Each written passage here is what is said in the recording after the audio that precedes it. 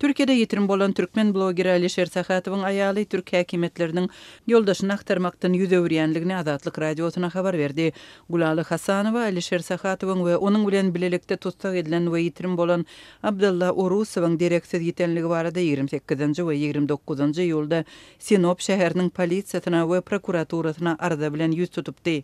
Gulaly Hasanowa şeýle gurrun berdi. Sinop merkezdeki bu. 28'inde verdim bunu. Gitti yok dedim. Aktarılsın dedim. Maili dediler. Suratınızı adını paylaşamız dediler. 3-4 gezek vardım. Hiçbir cevap almadım ben onlardan. Prokuratura veren arzan barada gürün versem ular arzanı aldı. 29. iyulda arzanı yetersiz delilip yapıptılar. Uniyen bana 4. Avgust ayttılar. Yusuf Baki Cumhuriyet Savcısı. Yanına gittim. Ben dedim bilgi almaya geldim. Bir tazalık var mı dedim. Dosya yapılan dedi. Yapıptılar. Hiç bir zat aytmydylar. Şeýle-de Gulaly Hasanowanyň sözlerine görä Alişer Sahatywyň we Abdullah Urusowyň ýetirim bolmagy barada olaryň aklawçysy hem kanun goraýjylary ýüz tutupdyr. Emma 28-nji ýylda açylan iş destine yapylypdyr. Türkmenistanlylaryň aklawçysy apelýasiýa şikaýetini beripdir. Sahatywyň we Urusowyň 24-nji ýyldan bäri nirededigi belli däl. Olaryň bilelikde saklanan ýeri Edernedäki deportasiýa merkezinden Sinop şäherine alınıp gidilenligi aklawçysyna aýdyldy, emma Sinopda olaryň baranlygy tasdiklanmady. Türkmen aktivistleriniň aklawçysy 24-nji ýyldan bäri olar barada hiç hili maglumat alyp bolmandygyny aýdýar. Biziň Edirne'däki prokuraturasyna beren arzamyz wezipe borçlarynyň hyýanatçylykly peýdalanmak hakynda edilen şikaýetimiz boýunça deriňe geçirilmezden ret etmek barada karar çykaryldy diýilip aklawçy Kadir Sevimliň ýaýradan beýanatynda aýdylýar. Şeýle-de maglumatda Alişer Sahatywyň aýalynyň Sinopyň polisiýa müdürligine arza bermeginden 8 gün geçmegi bilen hiç hili çäre görülmänligi aýdyldy we müşteriler hamala suratlary boýunça gözlenýär diýilip, emma olaryň bolan soňky ýerinde kameralaryň ýazgylaryny barlamak ýaly zerur çäreler hem görülmeýär diýilip bellendi. Türk aklawçysynyň bu beýanaty Adam hukuklary boýunça Türkmen Helsinki fondunyň web saýtynda 4 awgustda çap edildi. Gulaly Hasanowa Azatlyk radiosu bilen töhfetdeşlikde kanun çykarjylaryň anyk jogap bermezligi üçin dürli bahanalar bilen boyun gaçyrýanlygyny gurrun berdi. Dosyasını alacak ola tuttu Alişer Abdullah'ın advokat. Beren yoklar. Müdürü, uyanның, zavericisi, müdürü kaç otuptu. Men jaňa demene, men jaňa demakty, bağlymyz dedi. Soň duradan aýdady, yok dedi, müdür toplantıda dedi. Yok dedi, tatile çıktı dedi. Advokat aýdady. Tatile çıktı. Şo dosyany, Alişer Abdullah'ın dosyasını işleyen adamam tatile çıktı da otura. No только kol çeken kağızı yok ikisinin hem ortasında. Arzada yazıp geçtim ben prokuraturadaki arzada. Men Alişer'in dosyasını istotman. El yazısı bolmaly. Men şu yandan özüm çıktım. Şu telefonumu, emanetlerimi aldım dep kol çekip çıkmalı. Şolar yok ortada. Hemen kamera kayıtlarını görkeziňler dep arza yazdım ben. Gulaly Hasanowa mundan öň 28-nji ýylda adamsyny we onuň egindeşini Sinopda tapmagy tynanşanlygyny Azatlyk radiosyna gurrun beripdi. Şonda ol migrasiýa gullugyna baranda olaryň Edirne'däki deportasiýa lagerinden äkidilenligi tasdiklanypdyr we polisiýa ýüz tutmak maslahat berilipdir. Polisiýa ýananyň gözle haýyşyny kabul edip, Sahatyw bilen Urusowyň ýurduň terkedinden geçmänligini anyklap bilipdir. Şeýle-de Gulaly özüne berilen jogaplaryň birinde olar boşadyldy diýip aýdylandygyny gurrun berdi. Adam hukuklaryny goraýjy halkara guramalary olara Türkmenistana deportasiýa edilmek howpunyň awanýanlygyny aýdyp ykbalyna uly aladalanma bildirýärler. Sahatywyň we Urusowyň aklawçysy bir wagtda 28 aprelde saklanan iki Türkmenistanly babatynda administrativ tutsaklyk we deportasiýa barada karar çykarylan hem bolsa, bu kararlaryň kanun esasynda şikaýet edilip ýa-da testirlenligini belledi. Şeýle-de ol öz müşterileriniň başda bile Ankaradaky deportasiýa merkezinde saklanan hem bolsa, soňra biriniň Edirne'däki beýleketiniň Pehliwan köýdäki merkezlere geçirilendigini belläp, hut ýitirim bolmagynyň öňü sirasynda ikisiniň de ýene bir ýere geçirilendigine ünsi çekýär. Müşterileriň ikisiniň de bilelikde bir merkeze geçirilmegi tötenlik däl we adaty düzgüne ters gelýär diýilip aklawçy Kadir Sevimliň beýanatynda aýdylýar. Türkmenistanyň Kronikasy neşri türkmen häkimetleriniň iki aktivistiň tankydy çykyşlary üçin olary cezalandyrmak maksady bilen watanyny alyp barmak isleýänligini ýazýar we bu iki ýurdun gizlin gulluk bilelikde hereket edýänligini belleýär. Mundan öň Türkmen News neşri öz çeşmesine salgylanyp, olaryň 28-nji ýylda ýerden Türkmenistana ekstradisiýa edilenligini habar beripdi. Emma neşir 29-njy ýylda çap eden şol habarynda häzir bu maglumaty barlamak mümkin däl diýip belläpdi. New York'ta yerleşen adam hukuklaryny gorayan Human Rights Watch guramasy Sahatowyň we Orusowyň Türkmenistana alınıp gidilenligi hakykata laýyk bolan ýagdaýynda munyň Türkiýanyň öz üstüne alan halkara borçlaryny bozanlygyny aňladýanlygyny belledi.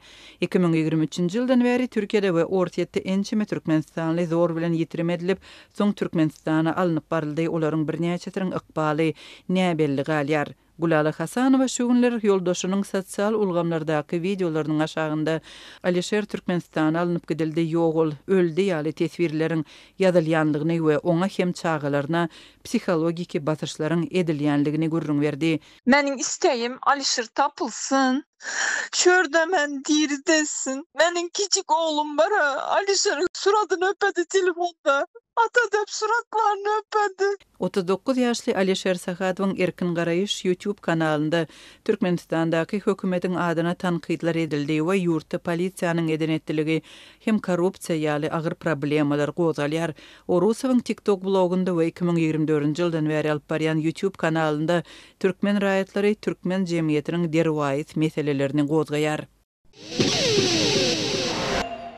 Türkmenistan Halk Maslahatynyň başlygy Özbek liderine döwlet ordenini gowsurýan mahaly ýurtda ýaşaýan özbek arlyklarının wekilleri türkmen mekdeplerini öz ene dillerini okudylýan sınıflaryň açylmagyny sorap döwlet başçylaryna Birleşen Milletler Programasynyň baş sekretarına ýüz tutýarlar. Häzirki wagtda Türkmenistanyň umumy bilim berýän orta mekdeplerde çağalary 1-nji synpa kabul etmek kampaniýasy dowam edýär. Şu döwürde ýurdun sebitlerini kowçun bolup ýaşaýan millarlyklaryň ilkinji nowatda özbek arlyklarynyň wekilleri Lewap we Daşoğul vilayetleriniň hiç bolmanyna Şawat, Könürgönç, Köýtönlag, Amyderýa, Kerke taraplarynyň Daşoğul we Türkmenawat şäherleriniň hersine adyndan 1-2 sany özbek dilini okudylýan sınıflary we özbek dili we edebiýaty dersleri öwredilýän sınıflary açmagy sorap türkmen ýolbaşçylaryna şol sanyna Türkmenistanyň prezidenti Serdar Berdimuhammedow, Halk Maslahatynyň başlygy Gurbanoğlu Berdimuhammedow şeýle-de awada her kuwatda halkara maslahatyna gatnaşan BMG'nyň baş sekretary Antonio Guterres we Türkmenistanyň bilim ministrine ýüzlenýärler. Diýip özbek arlyklarynyň ençeme wekili aýdýar. Olar özleriniň taýýarlanan ýüzlenmelerini raýatlaryň öz ene dillerini bilim almak hukuklarynyň Türkmenistanyň konstitusiýasyna we bilim hakyna Türkmenistanyň kanunyna kepillendirilýänligine ünit çekýärler. 2022-nji ýylyň dekabr aýyna geçirilen ýylat ýazywynyň netijelerine görä etnik özbekler Türkmenistanyň umumy ýylatynyň 9,11 göterimini emele getirýärler. Resmi statistikalara görä Türkmenistanyň 642 miňden gowrak özbek ýaşaýar we olardan 470 miň adam öz ene dilini özbek dili hökmüne, 170 miň tansy bolsa öz ene dilini türkmen dili hökmüne kesgitleýär. Özbek ýylatynyň agramly bölegi Daşoğul vilayatyna mesken tutup bu vilayatda 490 miň çemesi etnik özbek ýaşaýar. Lewap vilayaty özbek ýylatynyň sany boýunça 2-nji orunda gelýär we bu sebitde 136 miň çemesi adam öz etniki gelip çykyşyny özbek hökmüne belli galdyrypdyr. Daşoğul we Lewap vilayatlarynyň Azatlyk radiosynyň habarçylary bilen gurrundaş bolan özbek diasporalarynyň wekilleri vilayat bilim resmileriniň sebitlerde özbek sınıflarynyň açylmagyna garşy däldigini, ýöne olaryň bu babatda merkezden Aşgabatdan buyrugy garaşýanyklaryny aýdýarlar. Häzirki wagtda bizdiňe ýokardan bilim ministrliginden resmi ruhsata garaşýarys. Egerde ministrlik özbek sınıflaryny açmagy ruhsat berse, biz şol wagtyň özünde sınıflary açmagy taýýar. Sebäbi häzirki wagtda iş ýüzünde etniki özbekleriň kowçun bolup ýaşaýan ýerlerindäki mekdeplerde özbek dilli mugallimler hem okuwçylar hem ýetik. Egerde şol 1-nji sınıflarda özbek dilli sınıflary açsak, ýanwary çenli 1-nji sınıfa gerekli kitaplary we gollanmalary özbek dilinde neşir etmek hem mesele däl. Diýip özbek arlyklarynyň wekilleri sebit häkimetleriniň özlerine aýdan sözlerini sitirleýärler. Yerli resmiler iki ýurduň arasyna bilim hakyna baglaşylan şertnamalara saralanyp şeýle resminamalaryň bilim ulgamyna hyzmatdaşlygy ýoly goýmagy mümkinçilik berýändigini aýdýarlar. Türkmenistanyň bilim ministrligi kitap meselesi boýunça Özbekistanyň bilim ministrligine ýüz tutsa, eýem indiki okuw ýylyna çenli 2-nji we 4-nji sınıflar aralygy üçin okuw kitaplarynyň aglabasyny çap edip bolar. Bu meselede diňe ýurt baş tutanynyň we bilim ministrliginiň ýekeje buyrugy ýetik. diýip daşawully ýaşaýjylar yerli bilim resmilerini sitirleýärler. Türkmenistan we Özbegistan özleriniň daşary ýurtlarda ýaşaýan diasporalaryna arka çykmagy, olara hemaýet bermegi döwlet siýasatlarynyň ileri tutulýan ugurlarynyň hataryna kesitlemeýär. Bu aralykda Türkmenistanyň halk maslahatynyň başlygy Gurbanyly Berdimuhammedow şu günler deňde çykalgat bolmadyk ötüp barýan döwletleriň 3-nji maslahatyna gatnaşmak üçin Awaza milli siýasatçylyk zolawyna bolýan özbek lideri Şawkat Mirziýoýew hyzmatdaşy göstermäge goşandy üçin döwlet ordeni bilen sylaglady. Türkmenistanda ýaşaýan özbek azatlarynyň wekilleri öz ýüzlenmelerini Mirziýoýew'e ýüz tutup Türkmenistany özbek sınıflarynyň açylmagyna ruhsat berilen halatyny olaryň özbek dilli kitaplaryny üpçün edilmegine goşmagy haýyş etdiler. Her kuwatda halkara dartgynlygynyň we galagoply ýagdaýlaryň dowam edýän döwründe iki ýurdun arasynda özara ananşmak we düşünişmek möhüm bolup durýar. Diýip Türkmenistanda ýaşaýan özbek diasporasynyň wekilleri aýdýar. Olar Özbegistanyň türkmen dilli raýatlar üçin töredilen okuw we bilim mümkinçiliklerini ündü çöküp özleriniň bir meňdeş tagallalaryň Türkmenistanda hem durmuşy geçirilmegine garaşýanlyklaryny aýdýarlar. Özbegistanyň resmi statistikalarına görä 2025-nji ýylyň 1-nji ýarymynda bu ýurdun ýokary okuw jaýlaryna 2622 Türkmenistany talyplyga kabul edilip Türkmenistan daşary ýurt döwletlerinden bolan studentleriň sany boýunça 2-nji orny eýläpdir. Özbegistanda bilim alýan daşary ýurt raýatlarynyň sany boýunça Hindistan 1-nji orna gelýär. Ýylyň 1-nji ýarymynda özbek ýokary okuw jaýlaryna 2780 sany hindi okuw ýazylypdyr. Indi bar ananmaz ýurt başçylarynyň gumanitar meseledäki insan perwerligi we goňşy Özbegistanyň bu meselede türkmen tarap bilen oňun ýepleşikleri bolup durýar. Diýip Kerkili mugallima aýdýar. Azatlyk Türkmenistanda ýaşaýan etnik adyklaryň çağılarynyň öz eni dillerini bilim almak mümkinçilikleri boýunça bilim ministrliginden resmi tesbir alyp bilmeýär. Türkmenistana garaşlygyň ilkinji ýyllaryndan başlap özbek dilli mektepler ýapylyp başlany. Şeýle çäreler 2000-nji ýyllaryň başlaryna hassa güýçleni. Azatlyk radiosy ýurtda ýaşaýan etnik adyklaryň şol sany özbek adyklarynyň hukuklarynyň töweregindäki meseleleri ýakynan esewan edip gelýär. Dürli çeşmelerde Özbegistana 44 sany türkmen dilli mektepleriň hereket edýänligi aýdylýar. Etnik özbekler bu ýagdaýa jogap hökmünde Türkmenistany hem özbekleriň kowçum bolup ýaşaýan şäherlerine hiç bolmana bir sany özbek dilli sınıflaryň açylmagyny haýyş edýärler. Türkmenistanyň diňe diýerleri däl, ýogalan adamlara edilýän hormat syýlagdaky tapagdyň hem ulalmagy, ýokary derejeli emellarlaryň we olaryň garnaşlarynyň has artyk gözipesiz adamlaryň akylyna sığmajak çykdadylar bilen hatiralanmagy, ýöneköy raýatlara gezek gelenine bolsa sadalygyň talap edilmegi jemgyýetde gapmagarçylyk döredýär diýip Azatlygyň Lewapdaky habarçysy habar berýär. Azatlyk mundan gözipeli mollalaryň odalky kazanjyk. Häzirki Bereket şäheriniň alkymynda ýerleşýän gonamçylykda mazar daşlaryna garşy başlanan söwüşleriniň döreden gapmagarçylyklary barada habar berip görnüşinden ilatyň gonamçylyk täpleriniň öz gününe goýulmagyna sebäp bolupdy. 1-nji awgustda Lewap vilayatynyň baş mescidinde gonamçylyklardaky mazarlar üstünde turan täze dawa gözipeli mollalaryň öz pikirlerini bir durýanlygyny işaret edýär. Habarçymyz bilen anonimlik şertinde gurlaşan adamlaryň aýtmaklaryna görä, şol gün okulan juma namazyndan soň imam bilen cemaat arasynda ýüze çykan çekeleşik jemgyýetde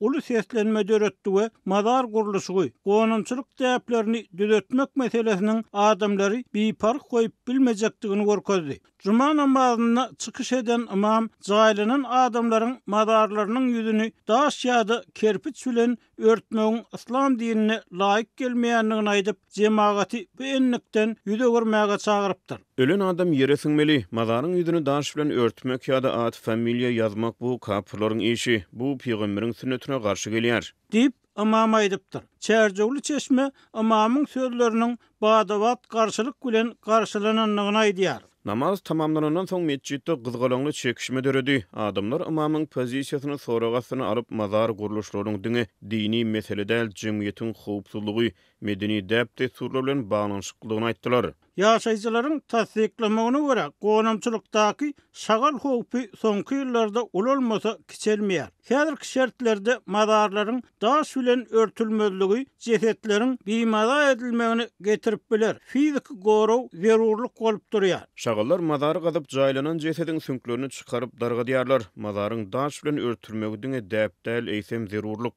diýip baýdylýany habarçymy bilen gurlaşan ýaşaýjy hem tasdik etdi. Namada bolan adamlar İran, Türkiýe, Özbegistan ýaly ýurtlarda hem musulmanlaryň mazarlarynyň ýüzüniň daş bilen örtülýänligini, ad familiýanyň ýazylýanlygyny, emma ol ýurtlarda munyň islam dininden çykmak hasaplanmaýanlygyny aýtdylar. Dawa çärjegli riýaçylygynyň getiren delili bilen syýasy çekişme ýalmak ähtimallygyny döretdi diýip çeşme etdi. Türk gomaşynyň mazary arkadagyň aradan çykan ejesiniň we kakasynyň mazarlary daş bilen örtülendir. Hatta ýörüýte mavzeleýde hem ýerleşdirilipdir. Onu bu da peýgamberiň ýolundan çykmakmy? Ya bu näde peýgamberiň ýolundan çykmak däl? Diýip çärjegli ýaşuly imamdan sorady. Şaýatlaryň gurrun vermeklerine görä bu soraw imamyň pozisiýasyny gaty gowşadýar we ol ýöneki adamlar bilen döwlet ýolbaşçysynyň ýa onuň howsarlarynyň arasyndaky tapawudy döwlet derejesindäki aýratynlyk bilen düşündirmäge çalışýar. Gadymy islam sultanlarynyň tejribesine salgılanýar. Adamlar bu delili kabul etmedi. Olar peýgambere hyzmat eden adamlar däl. Döwlet ýolbaşçylarynyň maşgalasyny sultan bilen deňeşdirmek dogry däl diýip bir ýaşuly imama garşylyk bildirdi. Diýip çeşme etdi. Azatlyk bilen anonimlik şertinde gurlaşan dinarlaryň aýtmaklaryna görä, islam dininde mazar guruluşy barada dürli garaýyşlar bar. Käbir sünnet akymlary mazaryň daş bilen örtülmegine kän üns bermeýär. Ýöne bu gadagan nipkem hasaplamaýarlar. Şaý we beýleki mezhepler mazar guruluşyny doly gollaýar. Musulman ýurtlarynyň aglawasyna mazarlaryň ýüzüniň daş bilen örtülmegi, bellik goýulmagy adaty ýagdaý diýip söhbetdeşlerimiz aýtdy. Birleşen Ştatlaryň ýörüýti wekili Steve Witkoff aktamyň Ukraina garşy uruşy besetmek ýa-da goşmaça sanksiýalar bilen ýüzbeýüz bolmak boýunça Moskwa beren wagt möhletiniň gutormagyna 2 gün galyny 6 awgustda Rus prezidenti Vladimir Putin bilen Kremlde duşuşdy. Witkoff bilen Putiniň duşugy 3 sagat çemeti dowam etdi diýip Rus habar guruluklary Kremli sitirleýär. Taraplar duşuk barada badawat tesbir bermedi. Putiniň medpuwat gulugy gepleşikleriň jikmejiklikleri barada badawat habar bermedi. Witkoff Moskwa barana Russiýanyň maýa goýum wekili we investisiýa gatnaşynyň başlygy Kirill Dmitriýew tarapyndan garşylandy. Döwlet heçligine TASS habarlar agentliginiň videosyny olaryň Kremliň daşynak seýilgäkde ýörep barşy görkezilýär. ABC prezidenti Donald Trump Russiýa garşy pas goýmak şeýlede Rus newtini satyn alýan ýurtlar şol sany onuň iň iri alyjylary bolan Hytaýa we Hindistana ikinji derejeli sanksiýalary girizmek bilen haýwatatdy. Putiniň 2022-nji ýylyň fevralyna Ukraina garşy girişen giňerimli çodurşyny beýetmegine garaşylmaýar. Witkoff'un Moskwa barmagynyň bir näçe sagat olar Ukraina prezidenti Volodymyr Zelenski inni Ruslaryň öýet hüjümlerini has intensiwleşdirmäge finansiýanlygyny aýtdy. Russiýa 6 awgustda Ukrainanyň Zaporojye sewtine bir näçe ýere howa zarbalaryny urdy. Sewtiň harby administrasiýasynyň ýol başçysy Ivan Fyodorov hüjümne 2 adamyň öldürilip 12 adamyň şikestlenendigini Telegramda aýtdy. Şikest alan adamlaryň 4-si çagy. Bulardan başga da Russiýa Birleşen Ştatlaryň we Azerbaýjanyň suwuklandyrylan gaz import etmäge niýetlenen gaz beketine zarb urdy diýip Zelenski we Ukrainanyň energetika ministri aýtdy. Moskwa bilen Azerbaýjanyň arasyna gatnaşyklar soňky wagtlarda erwetleşär. Bu ýangyş sektoryny Azerbaýjan, Birleşen Ştatlar we Ýewropada hyzmatdaşlar bilen arada gatnaşyklary şeýlede Ukrainanyň hem de Ýewropalaryň ählisiniň adaty durmuşyny ýörüýtelep nişana alýan we arasy raýat deskalaryna edilen Rus sarwastır diýip ministrlik aýtdy. TASS Russiýanyň gorunmak ministrligini sitirläp onuň Ukrainanyň harbalaryny ýangyç bilen öpçün edýän gaz geçiriş deskalaryna hüjüm edenligini aýtdy. Putin barada barha köp injeliksyzlyk beýan edýän Trump geçen hepde sanksiýalar girdiler. Ýöne olar sanksiýalardan sowulmakda ören ökdi ýaly bolup görünýär diýip duýduruş berdi. Ol Rus newtini satyn alýan Hindistana deýişli paşlary efesli ýokarlandyrjakdygyny aýtdy. Ýöne Russiýa boýunça beýan eden soňky berliklerini Hytaý barada aýratyn gurrun gozgamady. Trump Witkoff Moskwa nähili habar bilen barýar şeýlede Russiýa sanksiýalardan sowulmak üçin bir zatlar edip bermi diýip 3 awgustda öýdüne berilen soragy hawa adamlaryň öldürilmegini beýetmek üpçün etjek ulalaşygy kabul edip diýip jogap berdi. Kreml bu sapar boýunça köp zat aýtmady. Putiniň medpuwat sekretary Dmitri Peskov 4 awgustda öýdüleriniň Witkoffy Moskwada kabul etmekden elmydam şat bolýanyklaryny aýtdy. Biz şeýle kontakty möhüm esasly we peýdaly hasaplaýar diýip ol belledi. Trump aprel aýyna 30 gün möhleti bolan we uzaldyp bolýan doly ýaraşyk teklip etdi. Ukraina bu ulalaşygy kabul etdi. Ýöne Russiýa öýdüniň parahatçylyk isleýänligini aýdyp şol bir wagtda Kiýewiň hemde köp sany günwatar ýurtlarynyň kabul ederliksiz hasaplayan bir näçe şertlerini ileri sürüp ýaraşyk teklibini ret etdi. Putin Ukrainanyň bir tarap galmagyny, şeýle-de harby kuwwatynyň berk çäklendirilmegini, bulardan başga da Russiýanyň bölekleýin basyp alyp esassyz özüniň hasaplayan 4 sewtini Donetsk, Luhansk, Zaporojye we Kherson sewtlerini Ukrainadan özüne bermegi talap edýär.